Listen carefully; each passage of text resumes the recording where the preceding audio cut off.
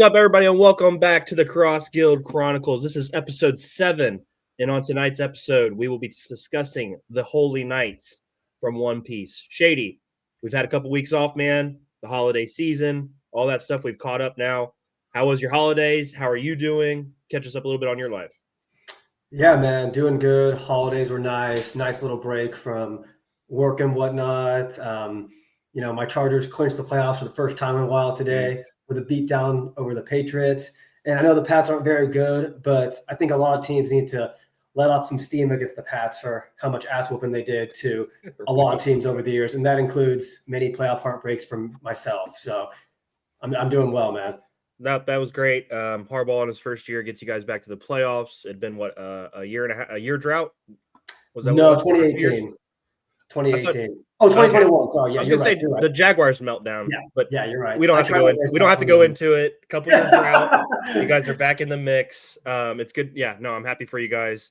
Herbert's really come around, and looks like Harbaugh has you guys going in the right direction. Yeah. Other than that, the Browns continue to suck for me. It was a good holiday though. Cavs are playing great basketball. That's exciting. Yes. Nice win against the Nuggets last night. Yes. But Shady, we are here tonight to discuss One Piece. One Piece is seemingly in a really good spot right now. Everything seems to be clicking and heading in the right direction. The last couple chapters, we're getting more information about the different giants, things like that. So that's all been fun. But we're talking Holy Knights tonight. And the Holy Knights, again, not about a ton of information on this. There's a lot of theory. There's a lot of ideas floating around. First things first, the what we know about them straight up is they are the enforcers for the world government, the Holy Land. They rank above the Marines. Then before Figurlin Garland was moved up to his role in the Five Elders, he was the leader of the Holy Knights. Just off the top, what are your thoughts on the Holy Knights? What do you like? Is there anything you dislike off the concept alone to start?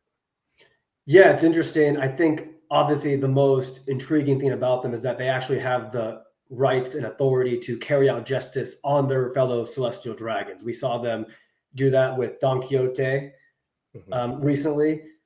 And then it was also interesting to see how Garland gets literally promoted to the Gorosei from the Holy Knights. So, it kind of makes you wonder, what's the criteria to become a Holy Knight?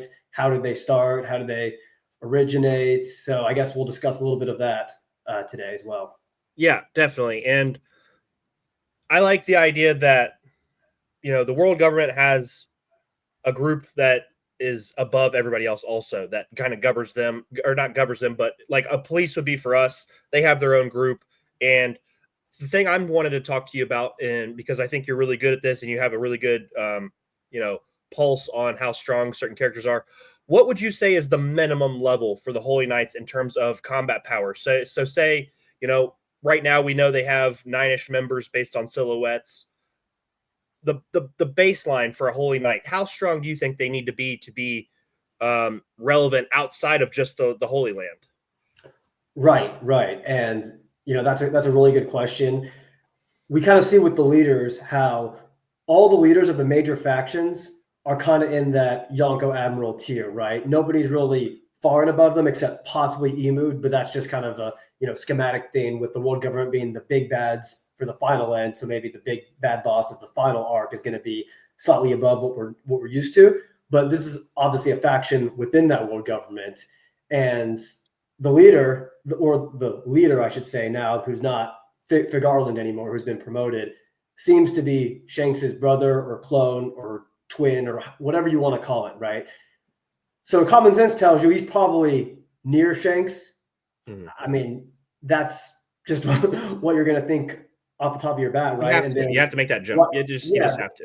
Right. The right-hand man or woman who seems to be with him in the latest chapters, probably going to be near Beckman of some sort. And then the baseline threshold that you're talking about, I mean, at this point, you can't really introduce anybody weaker than a commander level character. Right. Like, I didn't know if you wanted to go even more specific, because to me, going forward, I feel like if you're not Yonko Commander 2 or 1, you're probably going to get passed by. And I know, in certain crews, you can, just because Sanji's Yonko 3, he might be a Yonko 2, or there's different levels to it for another crew. but Right. overall you have to have a certain level, or else your relevance is extremely low going forward in the One Piece world where we are. That's what I was kind of wondering. I assumed at the very top of the Holy Knights, you've got to be a Shanks, you've got to be a Mihawk, you've got to be right in that tier of top guys, or else there's just there's only so much you could handle.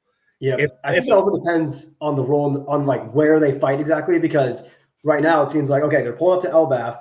There's about 9 of them. That lines up pretty well with the entire Straw Hat crew if they are the direct antagonistic force of the arc. But then you have to think, okay, so then the lower tier Straw Hats are going to get their matchups too, and that would obviously make it seem like they're weaker.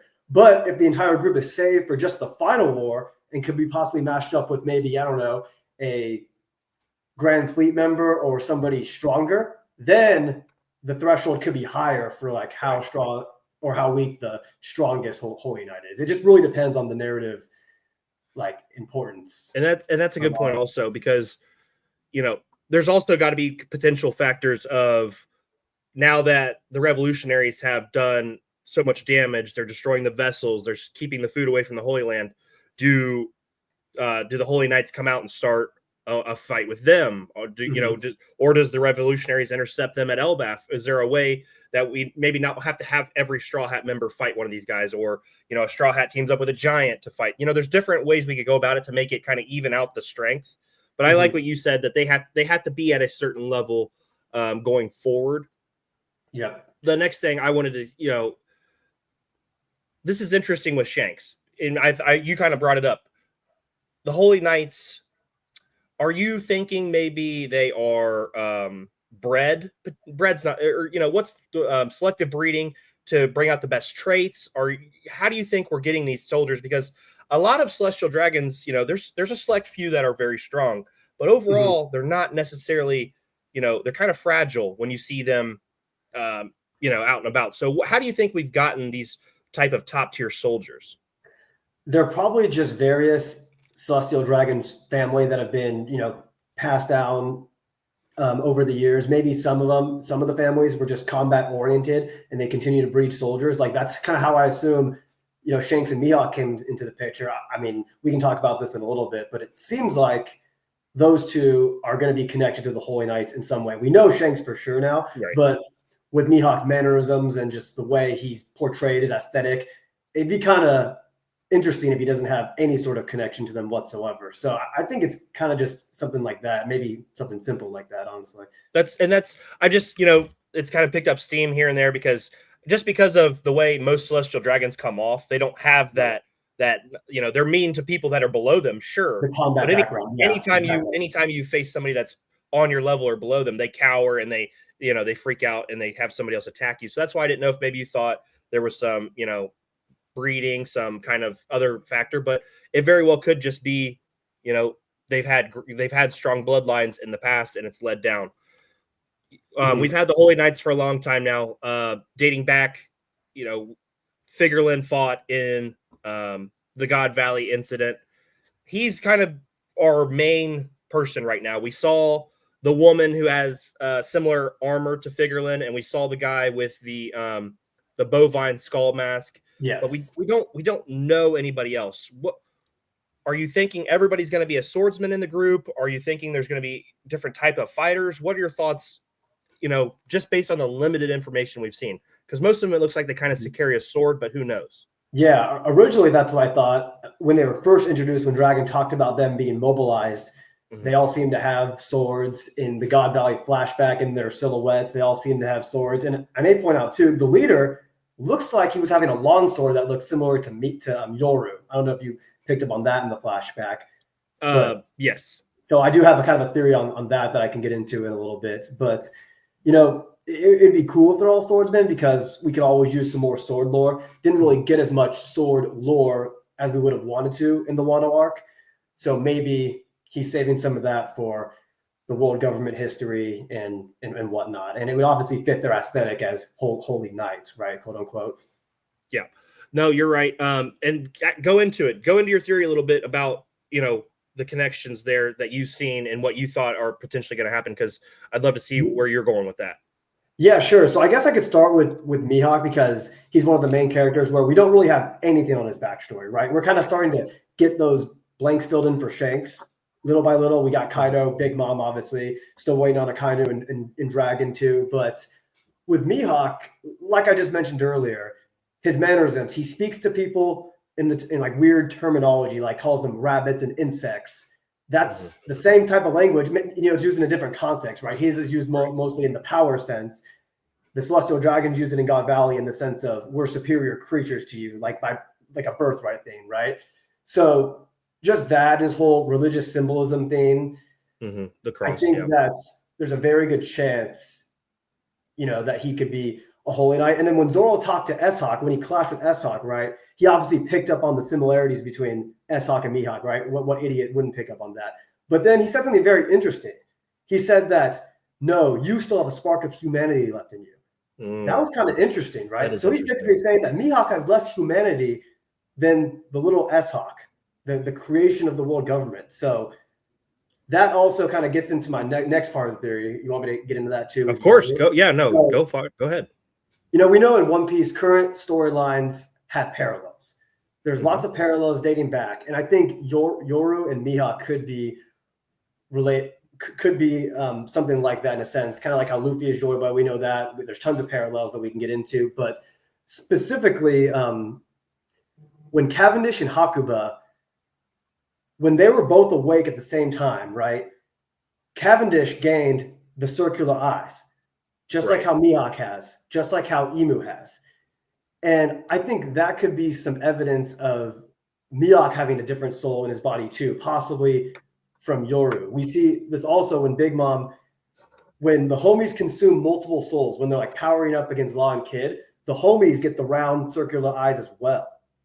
I thought that was really interesting too. So I think thematically and symbolically, it makes sense that Zoro, the King of Hell, acquired this in Wano, right? Enma is literally the King of Hell. Zoro gets the green flames that are the same color as Brook's flames that originate from the underworld.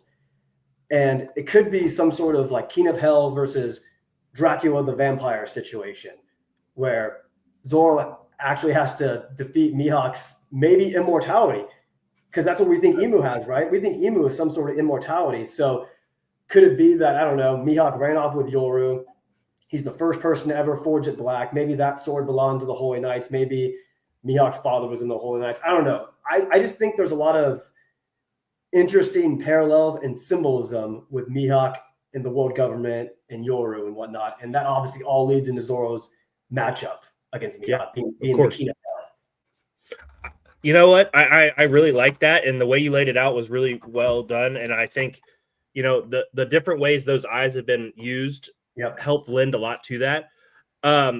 Is it possible Mihawk is a descendant of Emu in a way? I mean, is that what you think eventually could, how far do you think that goes? Because that would be that to me. That's like putting obviously Emu's on the highest tier. That puts Mihawk right there, and that gives Zoro the ultimate victory. At the end. Yep. So I don't know how far it goes back exactly, but I just think the whole theme of Mihawk and the Count Dracula. It's like, when are we actually going to get the Count Dracula aspect besides just, I'm a creepy emo guy who lives by myself? It has to be deeper than that, I think. And I also like that you brought up the way he speaks to people is, and the only person he really ever is decent to is Shanks. So, Shanks being the other side of the coin to him makes sense also. And maybe there's, in terms of power, maybe Figureland is, I don't know. There's a lot of different ways to look at it. I think that's really fun.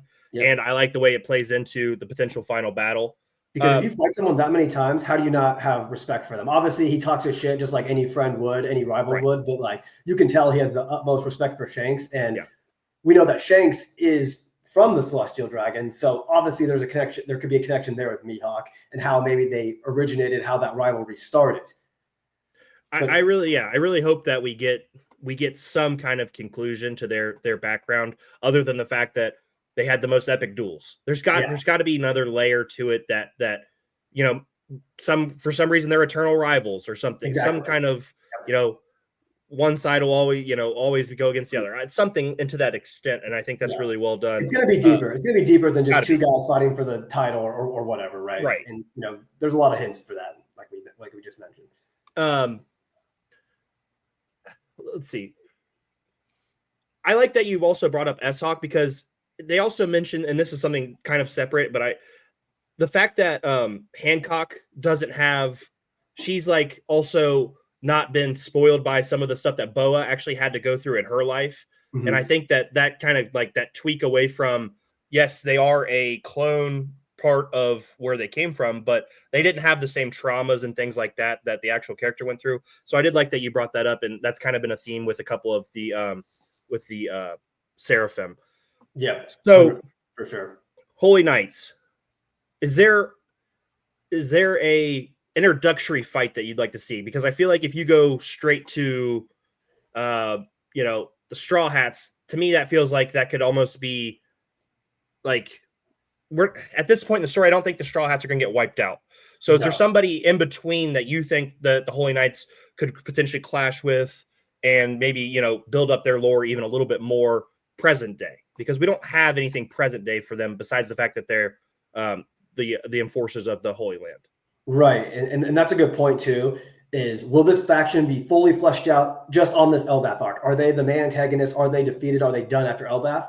I don't think so. I think obviously we'll get a lot. But as far as an introductory fight goes, it is interesting too, because you mentioned the two people that are on Elbaf, and then you mentioned the two people that just arrived, the chick, and then the Shanks brother, obviously. Yeah. Those don't look like introductory fights. Those look like the final bad bosses, right? Maybe that's the Luffy and Zoro opponent. Maybe the girl is the Zoro opponent. Who knows, right? But given the fact that they kind of ideologically oppose directly the world government, or the revolutionaries, I always thought when that chapter dropped at Dragon that it would be revolutionary commanders versus the Holy Knight commanders or whatever. So maybe if it's like a Yonko Commander 2/1 level fight between some of the Rev top commanders and some of the lower members of the Holy Knights, maybe that could be something that could get the ball rolling with the matchups, quote unquote. But it doesn't seem like the two people that arrived are going to be any sort of pushovers. Those seem more like they just can't. The big fights, right?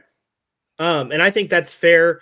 Would you want to see Sabo involved in that, or do you think you save Sabo for a little bit later? Because to me, I definitely feel like Sabo's potential is up near Luffy and some of these other guys. Yeah. But do you because I don't think you give Sabo another loss in this situation either. So it's kind of hard when you think narratively, the word, but it's hard to give certain people losses in one-on-ones when you're headed in a certain direction. And I feel like we're headed in a direction where, I can't see Sabo losing before he faces a potentially an Akainu or somebody of that ilk also. So do you think maybe they keep it to below Sabo also?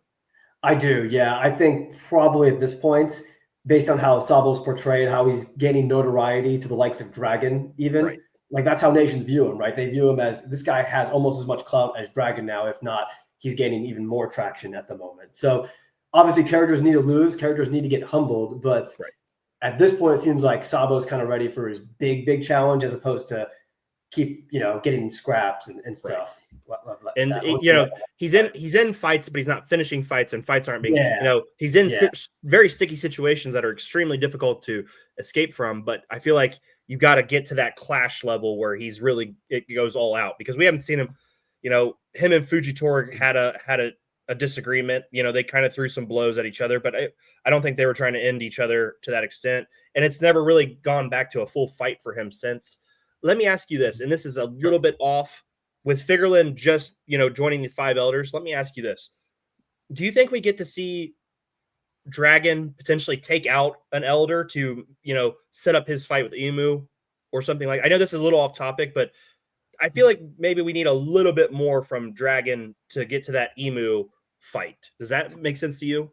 Possibly. At this point, I do think that his clout and reputation just warrants him, going straight to it. Personally, I think there's just plenty of other people who can really fill that role of fighting the Elders. So you're kind of asking, is there going to be a moment where Dragon flexes, quote unquote? Exactly. I would love to see him just if he just washes one of the five elders, because I feel like Dragon has to be on that level where he just washes one of the five elders, and that's like his stake in the ground that this is I'm coming for Emu, that type of thing. And that's a pretty classic thing to do, right? To hype somebody up and before they get to their actual fight where they're probably destined to lose. So yeah, that's an interesting point. So maybe Dragon, maybe it doesn't even have to be an elder, maybe it's one of the strongest holy knights that he just absolutely bodies or something along those lines.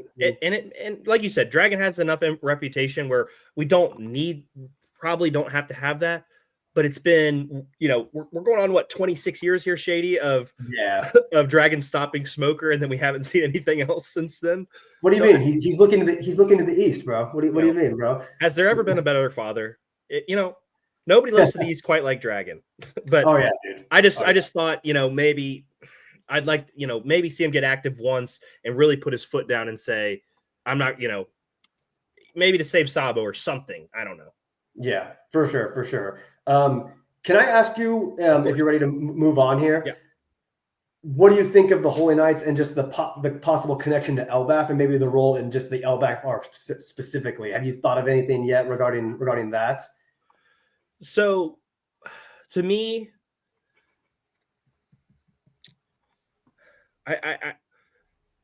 there has to be. I just don't know. Without any more information, what's going to be so key about it?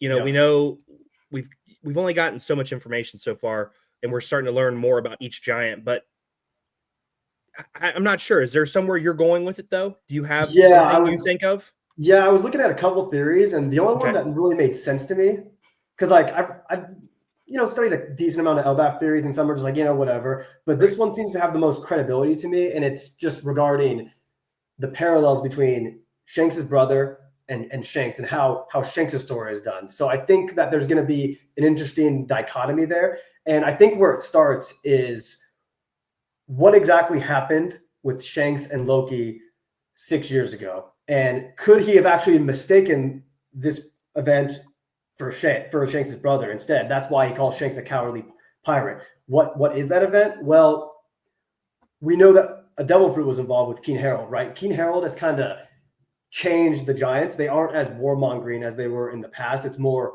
peaceful. It's more fitting to the actual themes of One Piece and, true strength, right? And how Shanks taught Luffy about true strength. And that seems to be where Elbaf is right now. They aren't like the warmongering barbarians of the past. Mm-hmm. And, maybe it's possible that the Holy Knights were trying to get the devil fruit of the giants lineage, right?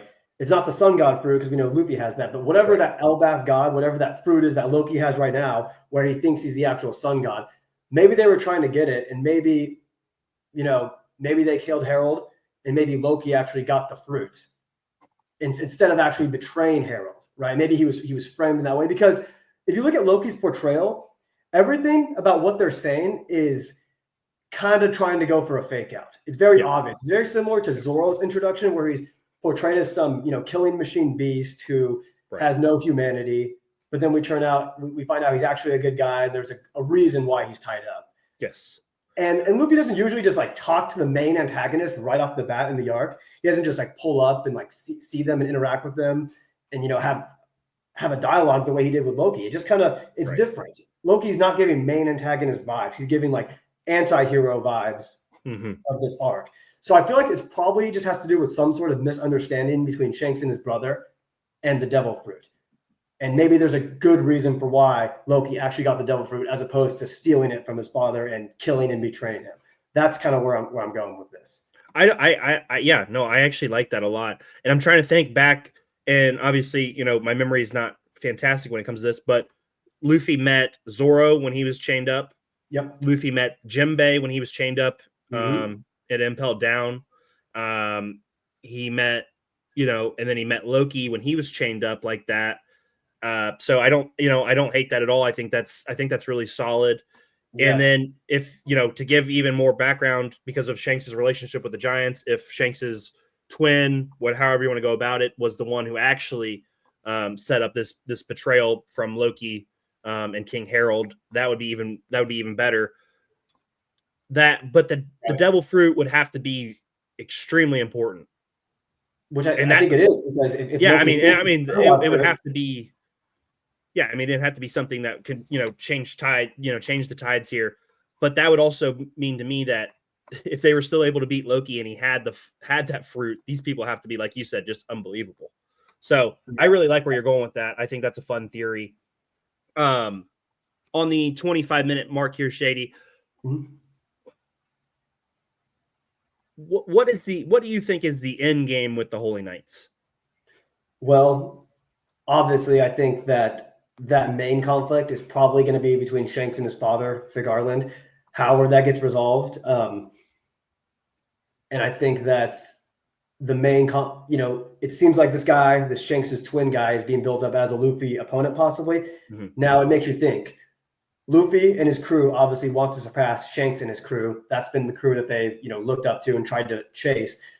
Does a Shanks twin coming into the mix affect that in any way?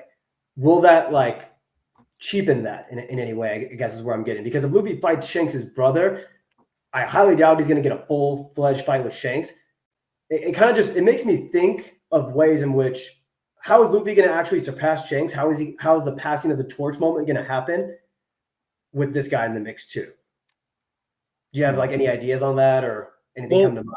As you were saying that, I'm trying to figure out is there has to be a way where if Luffy's not going to be the one to beat Shanks, Shanks has to die. Yeah, right. And Luffy either has to avenge him or however, take up Shanks' mantle going forward. Yeah, being the successor to Roger that Shanks hopefully thinks he is. Exactly. He's got the fruits. But I guess it makes you think okay, Luffy defeats Shanks, his brother, and that is the way in which Luffy surpasses him from a combat standpoint, or gets on his level from a combat standpoint. Do they still have a Davy bag duel of some sort to prove which crew is superior? Does the last poneglyph, is Shanks' brother the guy who's marked by flames, who probably has the last poneglyph? Maybe, maybe the world government having the last poneglyph isn't out of the picture, right? No. So. No, and there's got to be, like you said, to pass Shanks, if he was able to beat his brother, that would be really big. But I still don't know if we ever get that really direct fight with him and Shanks. To me, it still seems like, Luffy he's such a father figure to Luffy. It seems like it's going to be very difficult. But if he were to beat his brother, that's not quite the same. Yeah, exactly. Do you think in that fight Luffy has drawbacks because he doesn't want to attack Shanks or anything like that to make it more interesting? He's contemplating holding back because it's Shanks. Is there anything like that in your mind that can happen? Are you saying in the actual Shanks fight or against against Shanks' brother? Because if you see them and they're identical, there's why is or something like that. I think he'll probably be tricked at first, for sure, and confused. But once he figures out the type of person Shanks' brother is and what he's done, then there won't be any drawbacks or holding back from Luffy. It'll be a full antagonistic relationship, the way most arcs are painted out. That's the way I see it. But I also wonder if multiple factions could be involved on this arc, because obviously we've been getting a lot of God Valley parallels and stuff. Mm-hmm. Could this be the next God Valley where they actually have the hunting event on the Giants? Are the Giants the next race that they want to eliminate? Is this going to cause some major Ragnarok moment where everybody comes? Is it the prelude to the final war? Elbaf has a lot of potential in that way, because it seems like there's more connections than we thought to Elbaf. Yes. Now, with everything we're learning. So, and I know, we kind of talked about this off camera. All the books get saved. They get brought to the Elbaf library. The Buster Call was supposed to be, it was supposed to be the end of that. But and then, Robin gets her reunited moment with Saul, which, Oda, we know, is going to make those kind of things happen. Yep. One Piece deaths, baby. Let's go. I would like to see them go after the Giants and try to eliminate the Giants, because I think that also then you could bring in Shanks. Yeah. The moment Shanks hears about the Giants being in trouble, He's instantly there. Yep, it's his boys. Yep. And we potentially get to see a brother on brother conflict. You know, that could be a way to involve Luffy into that conflict also. You know, we potentially maybe get to see a Buster call on Elbaf or something. You know, Akainu and the Marines, they attack potentially. There's different ways to add factions into this. And like you said, it's such a vast place and there's so much potential. There's a lot of different ways to go. And it's geographically valuable because we know with all the information we know about the world flooding and whatnot and how the ancient weapons are causing that, obviously the most valuable lands are the ones that are going to be at the highest elevations. And that seems to be Elbaf right now. Maybe that's why it was valuable in the past. You know, obviously it's got the Atom Wood too. We know that. There's just a lot. Tree. It's got so many different things that are important. I like where they're going with this. I'm excited to see more Holy Knights information. Obviously, you know, a lot of it right now is just ideas. Who are these guys? What are we going to see from them? With the introduction of Shanks's twin, clone, however you want to go about it, that opens up a whole new thing there. I'm looking forward to the most, I think, is to see how they fight. You know, I'm sure there's going to be a couple swordsmen. I'm sure there's going to be a couple different things. I would like to see just how elite these guys really are. And girls, obviously. But, you know, I would like to see just how elite of fighters we have and what we're dealing with. And I would like to see Zoro get an opportunity to take down one, obviously, because, you know, he's got a Lunarian on his resume. He's got a bunch of different things on his resume. A Holy Knight would be huge on his resume. I think that's a good potential fight for him to fight maybe one of the top, you know, 4 or 5 members. So there's a bunch of different things I would like to see with the Holy Knights. I would definitely like to see the Revolutionaries clash with them because I think, you know, it's been headed that way anyway. So there's a lot of potential going forward. Any last thoughts, man, before we get out of here? There's so much there's so much different things you can get into. What else do you have on your ideas list?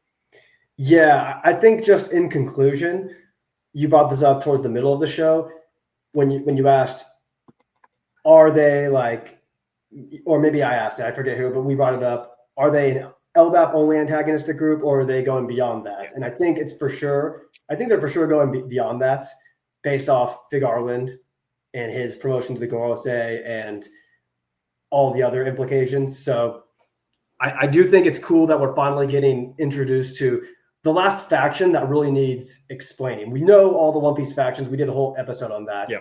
And we ranked the world government the highest, partly because these guys got added to the group as well.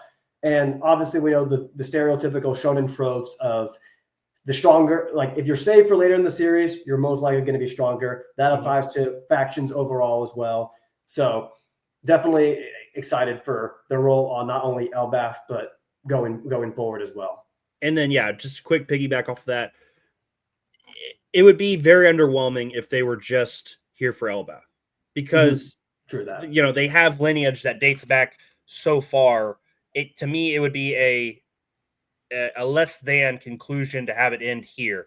So to me, they have to be, you know, if they lose a member or two or something like that happens in Elbaf, I'm fine. But, you know, they have to have, you know, maybe they have a core 4 that are a tier above that are on other people's levels. You know, maybe they lose a couple members, but there has to be, you know, there has to be a threat long term, in my opinion, you know, going towards the end. You know, I think there has to be some representation from the Holy Knights in the final war and things like that. So I think that I agree with what you said there, that, you know, they can't just be an Elbaf antagonist. There has to be more to these guys. Yeah, 100%. You know, I think we all want to see Shanks versus Fig Arland versus father. Yeah, definitely. But obviously we all obviously want to see Shanks versus Blackbeard too.